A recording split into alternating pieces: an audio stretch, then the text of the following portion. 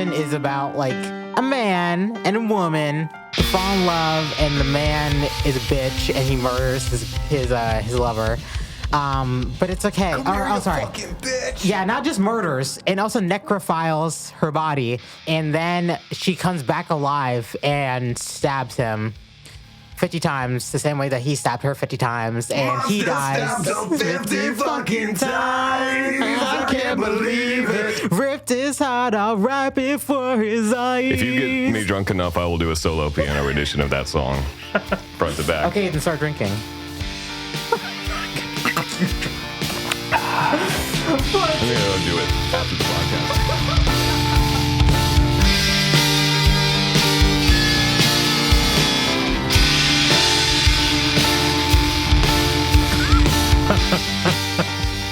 Can we please go to the podcast? Why are we here? Why are my family, my wife, my child, please let me out of here. We are continuing our ongoing conversation about horror media, this time focusing on music. It's less often talked about than horror films and horror books, but there's some scary music out there. Don't know if y'all know this. The first thing I want to do is like half a question, half a thesis, but I want to ask what horror music means to y'all. And I would also like to draw a distinction between music about horror and music that is horrific, that evokes fear and disgust. Most horrorcore hip-hop is not Scary. horror-inspiring. It's music about horror. Yeah, it's like jokingly chatting with your friends about killing somebody and then making a whole thing about, Yeah, I am horrorcore.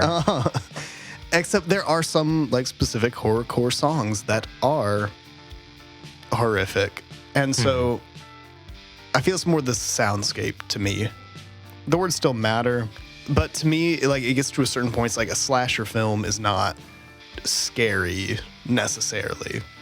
Like Friday the 13th isn't scary, but it's about scary. So you can say, yeah, I've killed 15 people.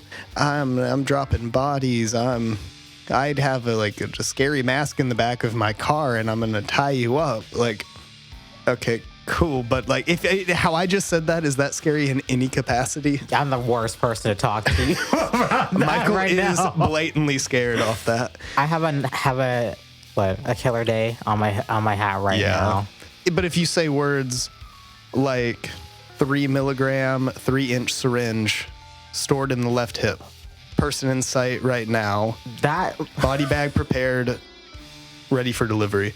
Like that's more like scary in my head. That's more impressionistic. I'm also literally just like trying to be David Diggs on that. I was going to say, I was like, what flow? There wasn't a flow. I think the easiest examples we could give of this are like Insane Clown Posse is music about horror. Insane Clown Posse is not scary. Clipping is both. A lot of the beats are genuinely fear-inducing. The sound design is designed to unnerve you.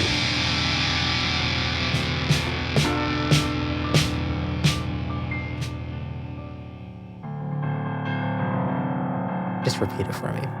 Just so the listeners can hear it. Yeah. Music about horror versus music that inspires or evokes horror. So, Iceland Kills, Avenged Sevenfold, Cannibal Corpse. That's the 3 bands I'm going to use for this answer. Cannibal Corpse did both. Avenged Sevenfold actually horrified me with one specific song. And you're going to laugh about that, but I'm going to bring it back. Hold on. And then, what did I say? Iceland Kills? Like, that is about scary music. That's about scary music. Avenged Sevenfold is scary music, in my opinion. And Cannibal Corpse is about horror that has horrified me because of... It's because it's metal, so it's automatically going to be aggressive. So it's like someone aggressively screaming about not just killing you, not just like torturing you, but also most likely sexually assaulting you. So it's like one of those 3 is he's screaming about that. Basically, like imagine like that dude George, his big ass is like screaming that as he's like about to do that. Have you read the book The Slob by Aaron Beauregard? No, and I'm not. Because I'm never gonna read Aaron Beauregard how ever. I imagine. You imagine the it's slob looks and George. talks. He's such a teddy bear though. In I actuality, know, like as a person, Shout but out like Corpse Grinder. yeah, Corpse Grinder. Shout out Corpse Grinder. But yeah, those like the vocalizations are genuinely unhuman Crazy. sounds. So Yeah. therefore, it's an unhuman. If you saw him Entity. making those sounds at night, That's exactly what he sounds like, yeah, exactly. right?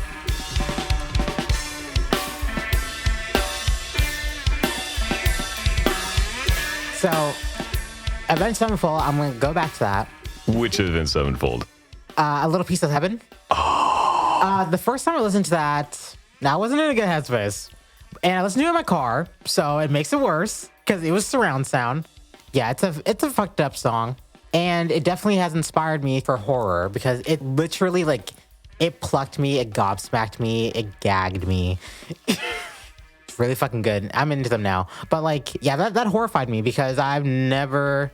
The first time that made me feel the way that made me feel, because that was a 7 fucking minute song about necrophilia and murder, And zombie murder. and yeah, zombie wedding. murder and Satanism, quote unquote.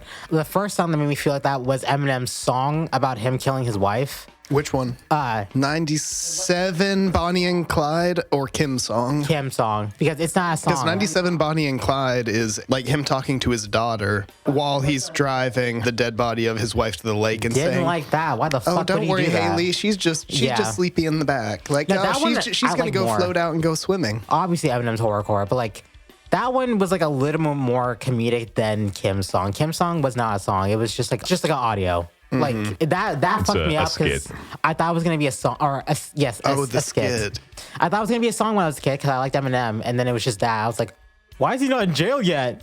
Because I thought it was real.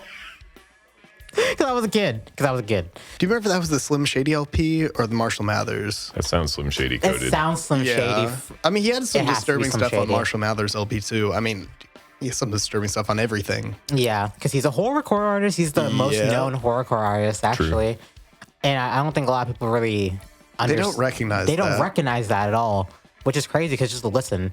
Oh, Yeah, well, his more popular songs tend to be not the ones that not are more afraid. disturbing. I was going to go earlier. I was going to say it's not the ones that are like horrific. It's the ones that are absurd the and poppy insulting. ones. No, this But looks it's the like same a kind job of for me. attitude towards music that inspires the diss everyone you can think of, and also be provocative by describing horrific scenarios. Yeah. Tyler, the Creator. He used to be horrorcore. He had those moments. Yeah. Yonkers, that beat freaked me out. Really? Yeah. That was from Goblin, or was it from It's the one with his eyes scratched out. I was not a big Tyler listener when I first heard that song, so I could not say for sure. All I know is the song I'm thinking of right now, and it's off, I believe, is it Flower Boy? Who That Boy? Oh, yeah. Who That Boy? Who Him Is? Him that nigga, I swear. Yeah, that song is scary. Really? Not like actually scary, but like, especially if you watch the video with it. Yeah, so Oh, Tyler strikes me as a good example of a hip hop artist whose lyrics aren't even that scary, at least most of what I hear. But some of his The beats. combinations of beats, delivery, and the visuals, his music videos, or like album art, it creates a very unnerving atmosphere. Because he came from Adult Swim. So I think that says a lot. Like, and I mean that in so much Horror. serious. Adult Swim is a horror channel? It's an everything channel. Yeah, it's an But everything it's channel. really good Adult at Swim horror. is a adult, just late night channel. It's like what everybody wants when they're scrolling down the TV. They don't run ads. Unless it's like Adult Swim ads for like other shows. And that's what I really like. That it Or promoted they just itself so have like much. their bumpers Yeah. where they're just like funny little quote with a background. Or their I fake like ads. that. Yeah. Oh, the fake ads, I yeah. love the fake ads. With Adult Swim, there was a lot of things that as a kid specifically, so that like scared me. Like Adult Swim, Chucky, Jeepers Creepers, Nightmare on Elm Street. I feel we're scared by the exact same things. Yeah, because I think kids get fucked up way more on horror, obviously, because they are innocent or they're born into innocence. So when they see intentionally malicious shit, especially in on TV, they're gonna be like, Oh, I thought that the world was just sunshines and lollipops. What the actual fuck is this? Yeah, I can let you finish your thought, but I do need to tag in at the end for a Nightmare on Elm Street song that traumatized me. I kind of let into that so that you can lead into it. Oh. I'm giving you the lineup for the slam The dunk. song Nightmare on My Street by motherfucking Will Smith had me literally petrified in bed. I heard it Halloween night when we were driving to go trick-or-treating, and I heard the entire story about like what Freddy Krueger was from that song. And so then suddenly I'm laying in bed like I want to go to my parents' room for help, but like I can't leave here because what if something's out there? You're actually stuck with horror. Yeah, and fucking Will Smith traumatized me as a kid. I feel like the softest motherfucker in the game right now. That sucks to have on my permanent record. If it helps, Will Smith also traumatized me as a kid because my dad said it's okay for me to watch I Am Legend when I was 12. I knew you were going to say I Am Legend because I watched that too. I was slightly traumatized about how traumatized you were from it. Because, yeah, if your older brother is scared by something, like, obviously you have to be scared. Granted, I was scared by a lot of things as a child, but yeah, very vivid, maladaptive daydreams and night dreams about hordes of Mike Patton-voiced vampires charging down my driveway. I forget he voiced the... Is that why you like Mike Patton? It is. He infiltrated my unconscious at an early age and traumatized me. And now I have a Mike Patton fetish. That man in a gimp mask, it does something to me. Okay, anyways, audience, I don't know what these freaks are on. Speaking of horror music, Mr. Bungle.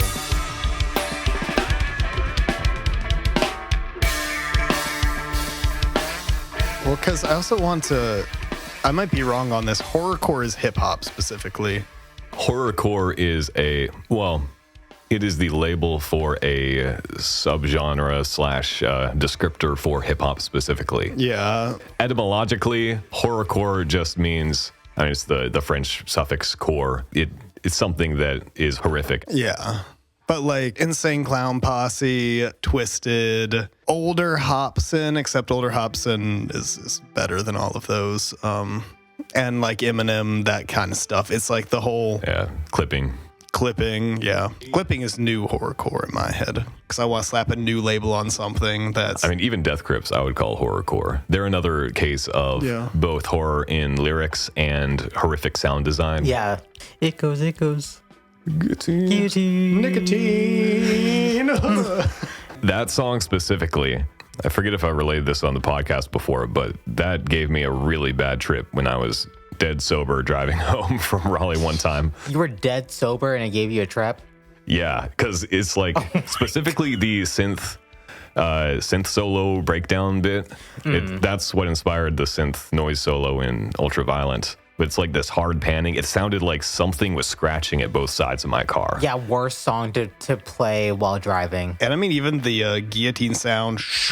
Exactly, yeah. The atmospheric sound design on that song is peak horrific music. I swear, Guillotine was a song that's like not ruined by memes, but like you have to approach it not thinking about the guillotine. I'm thinking What's what's the song that says sit go, sit go, sit go, sit go, guilty? It's by this band called Death Grips. It's got a picture of him in his car screaming with static in the background. Sicko, kill Jeans. Yeah. It's in the dark and pond. Yeah, the rhyme, his rhyme scheme is also just like, it's not rhyming. Didn't even know why I said rhyme. His flow is also sporadic in nature. It's an anti-flow. He has anti-flow. Yeah. Like he's doing that shit on purpose. He's making it so it doesn't flow, and that also adds to the anxiety. It's unnerving. Yeah, it is unnerving. And just the intensity of his delivery. Again, deep voice, loud. Yeah.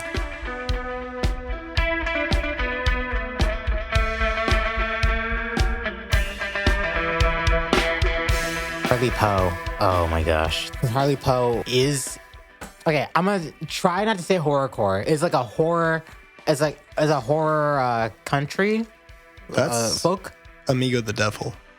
Murder folk Both. is the genre term that encompasses both Amigo the Devil Murder and folk. I Harley forgot Poe. murder. Yeah, I forgot that was a genre. I've Yeah. never heard that drama before. You could I've call listened it to a lot horror of- folk and people would know what you're saying, but murder folk is like the one that has a Wikipedia article or something. And yeah, Amigo the Devil, Harley Poe, both great examples. Pete the Butcher. Haven't listened to Pete the Butcher. That's a song specifically from Fallout, and that my friend and Mason unironically listened to. It's like a well, it's a real song. It's just about a butcher named Pete hacking up women for their meat. That's literally what it says. That's love it. my favorite Aaron Beauregard novel. Hacking and whacking, chopping that meat. If you played Fallout, you wouldn't. Have you played Fallout? I've played it for a sec. I'm just analyzing these lyrics, and they're sus as hell. No, it's actually really fucked. It's just about this dude talking about how he eats like women. My kind of man. No, I'm joking. I was gonna say hacking and smacking the meat. Hacking and whacking Oh, and smacking. That's not my Dude, this lyrics. is just a teenager off Viagra. Like, this is very... By Roy Brown. Oh, Interesting. interesting. Looked it up. Yeah. I gotta say, early to mid 20th century horror music Ooh. hits different. They're coming to take me away. That was what I was going to say. okay, tight. Napoleon the 14th. Yes. Yes. Another core song that fucked me up. Another one that wasn't lyrically, because it's just about him. As someone who's mentally ill, it's just about him going to the asylum and him being like, you fucking bitch, you made me do all this shit for you, and then now you're sending me to the loony bin, fuck you. Well, it's mainly the contrast between, like, the earlier part and then that. Yeah, like with the little, like the chains. It's got an unreliable narrator Yeah. framing device. It's very Poe.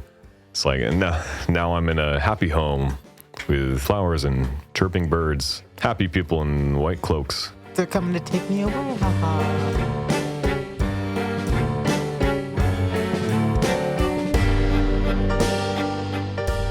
Can I just say, Ice Nine Kills is in the same category of music as Monster Mash. Oh my god, he did not just say that. They're objectively great, but also That's so out of pocket. That's fucking diabolical. Are you gonna keep Except that? that's exactly what it is. Holy fuck! Not the He did the Monster mash. Mash. Come on. this is important for distinguishing horror music from music about horror. You just said Ice on Kills is child's play. There's a song or two about that, yeah. You could say it. Zach made the joke for me. Yeah. Oh, you just Child's Play, Chucky. There's, Oh. there's- oh my god, you're so funny. Oh, okay. AK stealing Connor's jokes.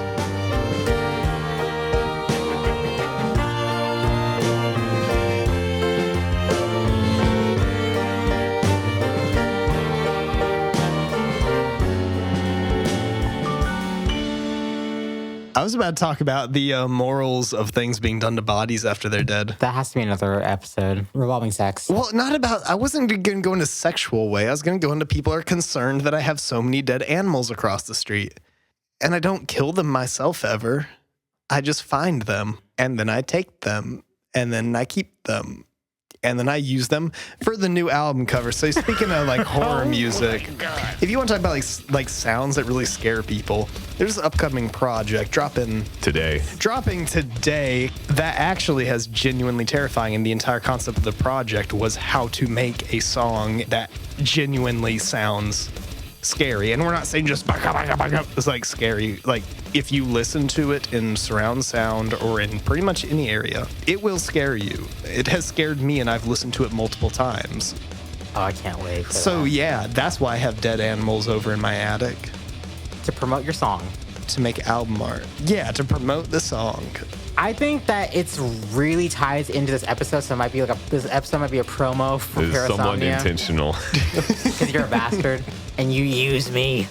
But like Parasomnia is very good. I listened to it driving, which I think is like actually like the best way because it's like the most accessible surround sound that I have on tap because I'm not rich. If you're not going to do it high as balls with headphones, Then you should do it high as actually don't. Yeah, do drive. it high as balls while driving. Don't throw in 3 bootleggers. Don't do that. Don't and be high fuck and it, have a drive. cigarette in the left hand. Blunt in the right hand, and Yeah. then And hands off the heroin wheel. between your toes. No, one hand has to be Yeah, on the wheel. needle in there. You have your cigarette between your index and your middle, and then you got get your the blunt blunt. between the ring.